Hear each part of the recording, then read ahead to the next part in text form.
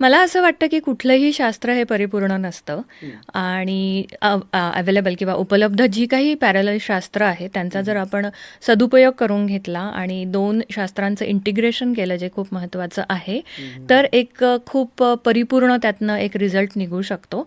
आणि माझ्या प्रॅक्टिसमध्ये मी अ, हीच हीच थॉट कॅरी करायचा प्रयत्न करते, की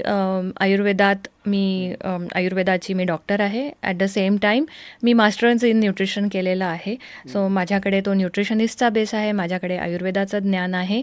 सो कुठल्या शास्त्रातलं काय योग्य ते एकत्र करून मला देता येईल याचा बरोबर. प्रयत्न असतो कायम.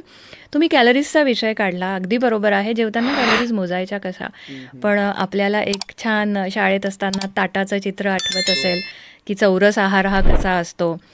तुम्हाला आश्चर्य वाटेल, की कॅलरीज, हं, मायक्रोन्यूट्रियंट्स, मॅक्रोन्यूट्रियंट्स याचं अगदी कॅल्क्युलेशन करून खूपच स्पेसिफिक डाएट देणारं शास्त्र आज आपल्या थाळीला फॉलो करत आहे. अगदी हो. NIH national institute of health America यांनी देखील त्यांच्या डायटेटिक्स डिपार्टमेंटला सांगितलं आहे, की हं, हं. पिरॅमिड हा परिपूर्ण नाही आहे.